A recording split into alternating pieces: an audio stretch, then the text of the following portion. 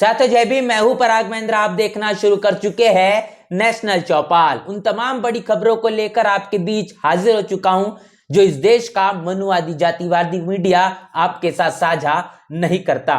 सबसे पहली बड़ी खबर निकल कर आ रही है उत्तर प्रदेश से। बता दें कि उत्तर प्रदेश में बहुजन समाज पार्टी आने वाले 2027 के विधानसभा चुनाव को लेकर मुस्तैदी के साथ हर एक स्तर पर अपने संगठन को चुस्त और दुरुस्त करना शुरू कर चुकी है। बहुजन समाज पार्टी के उत्तर प्रदेश के प्रदेश अध्यक्ष विश्वनाथ पाल, इनके जरिए छोटी और बड़ी बैठकें इस वक्त सबसे ज्यादा जारी है और भारतीय जनता पार्टी और समाजवादी पार्टी के नेता इन अनेकों बैठकों और बहुजन समाज पार्टी के काम करने के तौर तरीके, बहुजन समाज पार्टी के राष्ट्रीय अध्यक्ष बहन मायावती की कार्यशैली से सबसे ज्यादा इस वक्त प्रभावित है। इसीलिए भारतीय जनता पार्टी और समाजवादी पार्टी के लोग लगातार अपनी पार्टियों को छोड़कर बहुजन समाज पार्टी का दामन थामना शुरू कर चुके हैं। एक ऐसी खबर जो उत्तर प्रदेश के अयोध्या से निकल कर आ रही है। बता दें कि भारतीय जनता पार्टी को एक तगड़ा झटका लगा है।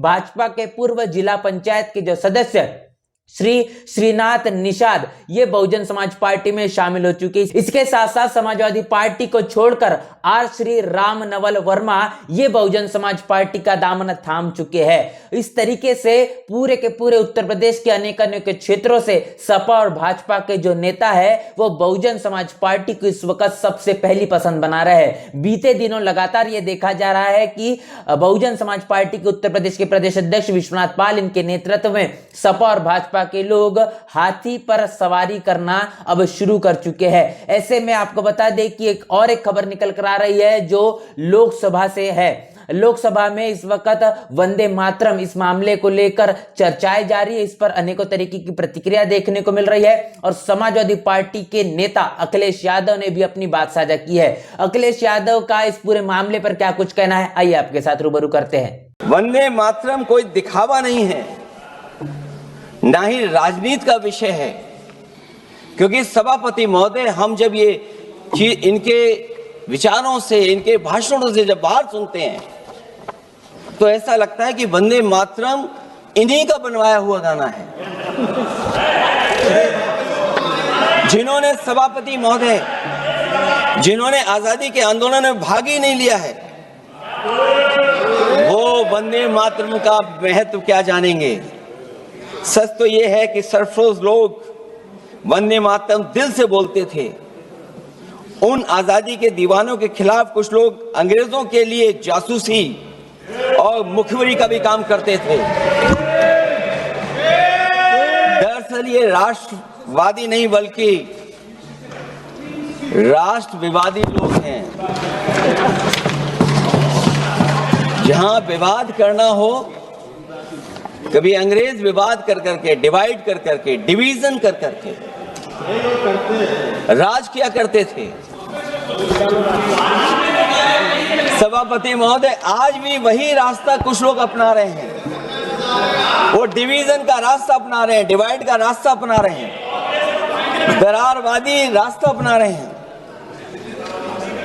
इनका इतिहास खंगाला जाए कि इन्होंने आजादी के पहले और आजादी के बाद वंदे मातरम क्यों नहीं गाया। ये सभापति महोदय, आज जब हम वंदे मातरम पे इतनी चर्चा कर रहे हैं, जिस भाव से हम लोग यहाँ बैठे हैं, कम से कम ये भी खंगाला जाए इतिहास में कि वंदे मातरम कुछ लोगों ने कब गाया। जैसा कि आपने वीडियो में साफ तौर पर देखा, अखिलेश यादव का कहना है कि जिन्होंने आजादी के आंदोलन में भाग नहीं लिया वो वंदे मातरम का महत्व क्या जानेंगे। यह राष्ट्रवादी नहीं, यह राष्ट्र विवादी लोग हैं। ये बात कहने के भारतीय जनता पार्टी और खास तौर पर आरएसएस के लिए अखिलेश यादव के जरिए कही गई है। वंदे मातरम को लेकर भारतीय जनता पार्टी हो, प्रधानमंत्री नरेंद्र मोदी हो, तमाम तरीके की बातें कहते हुए नजर आ रहे हैं, तारीफों के फूल बांधे जा रहे हैं। लेकिन अनेकों बातों को ध्यान में रखते हुए अखिलेश यादव ने अपनी प्रतिक्रिया दी है कि जिन्होंने आजादी के आंदोलन में अपनी हिस्सेदारी नहीं दिखाई, आज वो वंदे मातरम करते हुए नजर आ रहे हैं, वो आखिर वंदे मातरम का महत्व क्या समझ पाएंगे। जो राष्ट्रवादी होने चाहिए थे, असल में इतिहास के पन्नों को अगर पलट के देखा जाए तो ये राष्ट्र विवादी लोग हैं और राष्ट्र विवादी लोग कभी वंदे मातरम का महत्व नहीं समझ सकते। ये बातें अखिलेश यादव के जरिए लोकसभा में कही गई है। आपको बता दें कि बहुजन समाज पार्टी ने बिहार में जो चुनाव लड़ा और उस पूरे के पूरे चुनाव के दौरान रामगढ़ विधानसभा सीट ये सबसे ज्यादा चर्चाओं में देखने को मिली। बता दें महज 30 वोटों से बहुजन समाज पार्टी ने अपना विधायक यहां पर बना पाया है। और बहुजन समाज पार्टी के जो विधायक है सतीश कुमार उर्फ पिंटू यादव, इन्होंने पहली मर्तबा बिहार के विधानसभा में अपनी बात रखी है। और बिहार विधानसभा में अपनी बात रखते हुए उन्होंने क्या कुछ कहा है, आइए आपके साथ साझा करते हैं। अध्यक्ष महोदय जी, हमको समय बहुत कम है तो मैं आपको धन्यवाद देते हुए मैं अपनी बात रखता हूं। पिछले कार्यकाल में सरकार ने कहा था कि हर प्रखंड में सरकारी महाविद्यालय की स्थापना होगी, लेकिन हमारे विधानसभा रामगढ़ में अभी दुर्गावती प्रखंड और नुआव प्रखंड में सरकारी महाविद्यालय का स्थापना नहीं हुई है, जिसके चलते वहाँ के बच्चे और बच्चियाँ जो है बाहर पढ़ाई करने के लिए मजबूर होते हैं। साथ ही सरकारी अस्पतालों में बिल्डिंगें तो बन गई हैं अस्पतालों की, लेकिन डॉक्टर उपलब्ध नहीं है। हमारे विधानसभा के अस्पतालों में आज तक एक भी हड्डी का डॉक्टर, महिला प्रसूति रोग विभाग की एक भी डॉक्टर उपलब्ध नहीं है, जिसके चलते जो है बहुत दिक्कतें होती हैं। साथ ही हम लोगों की विधानसभा NH-19 GT रोड से सटा हुआ है, तो हमेशा सड़क दुर्घटनाएं होती हैं, जिसके चलते लोग इलाज के अभाव में अध्यक्ष महोदय जान गंवाना पड़ता है। तो एक ट्रामा सेंटर का अगर निर्माण हो जाए तो अच्छा रहेगा। साथ ही अध्यक्ष महोदय, खेती का सीजन है, धान अधिप्राप्ति जो है अपने सरकार लक्ष्य से बहुत पीछे है। हमारे कैमूर जिले में और खास करके रामगढ़ विधानसभा में अभी 1% भी धान जो है खरीदारी नहीं हुई अध्यक्ष महोदय, जिससे किसान अपने धान को औने पौने दाम में बिचौलियों। अध्यक्ष महोदय थोड़ा सा सुन लिया जाए, हम अपने पार्टी के इकलौते विधायक हैं, अपने धान को औने पौने दाम में बेच रहे हैं सर, और DAP भी उपलब्ध नहीं है, जिससे किसान अपने DAP को खरीदने के लिए। तो जैसा कि आपने वीडियो में साफ तौर पर देखा, सतीश कुमार उर्फ पिंटू यादव उन्होंने तमाम उन मुद्दों को छेड़ा है जो इस वक्त बिहार के लिए रामगढ़ विधानसभा के साथ साथ पूरे के पूरे कैमूर जिले के लिए आवश्यक है। किसानों का मसला हो या फिर इसके साथ साथ शिक्षा का मामला हो या फिर स्वास्थ्य का मुद्दा, अनेकों तरीके की चीजों को लेकर तमाम राजनीतिक पार्टियां सिर्फ और सिर्फ हवाई बातें करना जानती है, या फिर ये कहेंगे कि सिर्फ और सिर्फ खाना पूर्ति का काम करते हैं। लेकिन बहुजन समाज पार्टी के विधायक और जब सांसद बनकर कहीं कई विधानसभाओं या लोकसभा में पहुंचते, राज्यसभा में होते हैं, तो उनके माध्यम से उठाई गई बातें ये जन कल्याणकारी नजरिए से ही देखी जा सकती है। और ये इतिहास है और बार बार इसी तरीके की चीजें देखने को मिलती है। और वही तमाम बातें सतीश कुमार उर्फ पिंटू यादव इनके माध्यम से देखने को मिली है। बता दें कि वंदे मातरम का जो मसला लोकसभा में इस वक्त सबसे ज्यादा गर्म है, इस पर असदुद्दीन ओवैसी जो AIMIM के राष्ट्रीय अध्यक्ष है, उन्होंने भी अपनी बात रखी है। उन्होंने कहा है कि जब दस्तूर का पहला सफा ही ख्याल, इजहार, अलीदा, दीन और इबादत की पूरी आजादी देता है, तो फिर किसी शहरी को किसी खुदा, देवी देवता की इबादत या सजदा के लिए कैसे मजबूर किया जा सकता है। ये बड़ा सवाल असदुद्दीन ओवैसी ने यहां पर पूछा है। उन्होंने आगे कहा है कि वंदे मातरम के 150 साल पूरे होने पर लोकसभा में यह बात उनके जरिए साझा की गई है, और वंदे मातरम के 150 साल पूरे होने पर सरकार के जरिए तमाम अनेकों बातें कही जा रही है और विपक्ष के जरिए भी अपनी प्रतिक्रिया जमकर साझा की जा रही है। उन्होंने ये कहा है कि दस्तूर का पहला जो सफा है वो ख्याल है, वो इजहार, वो अलीदा और दीन और इबादत की पूरी जब आजादी देता है, तो शहरी तौर पर किसी भी खुदा, देवी देवता की इबादत सजदा करने के लिए कैसे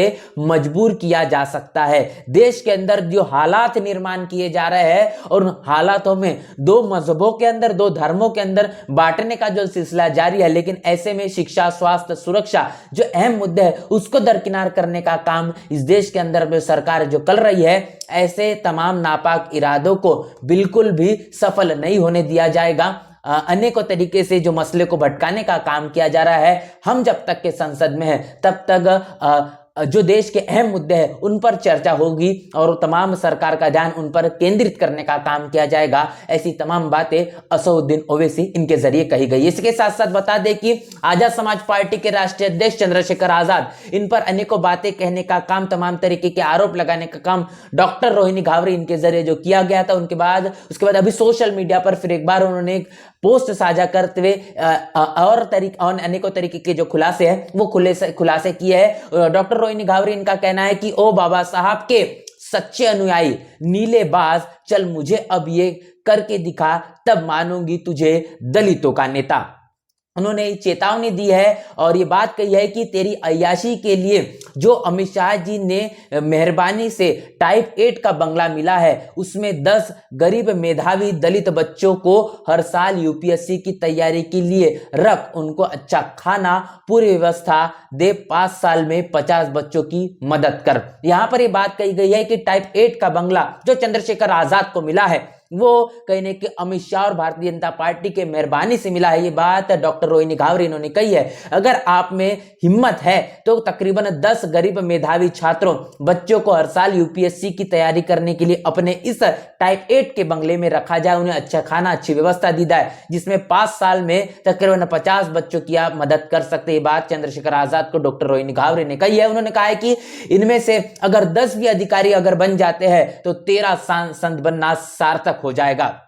8 बेडरूम का बंगला तुझे समाज के वोट की वजह से मिला है, कुछ तो कर अपने समाज के लिए। जो गुलाम तूने वहां अय्याशी के पाल रखे हैं वो समाज का कोई भला नहीं कर रहे, तब समझूंगी तू समाज के लिए कुछ कर रहा है तो बोल कर सकता है इतना, या सिर्फ खुद मलाई खाएगा, बोल। ये चैलेंज मंजूर है। तो ये बड़ा चैलेंज डॉक्टर रोहिणी घावरे ने किया है कि टाइप 8 का जो बंगला होता है उसमें तकरीबन 8 बेडरूम्स होते हैं और 8 बेडरूम के इस पूरे के पूरे बंगले में डॉक्टर रोहिणी घावरे का कहना है कि जो गुलाम मानसिकता के जो लोग हैं वो अय्याश लोग पाल रखने का काम चंद्रशेखर आजाद ने किया है, जिन्होंने समाज का किसी भी तरीके से कोई भला नहीं किया है। और उन्होंने कहा है कि आप अगर सही में भला करना चाहते हैं तो जो बातें मैंने की है, जो चैलेंज किया है, उस चैलेंज को स्वीकार कर ऐसे 50 मेधावी छात्रों को यूपीएससी की जो तैयारी कर रहे हैं उन्हें शरण दी जाए, उनको तमाम तरीके की व्यवस्था मुहैया की जाए, जिसके कारण 5 सालों के अंदर 50 जो बच्चे हैं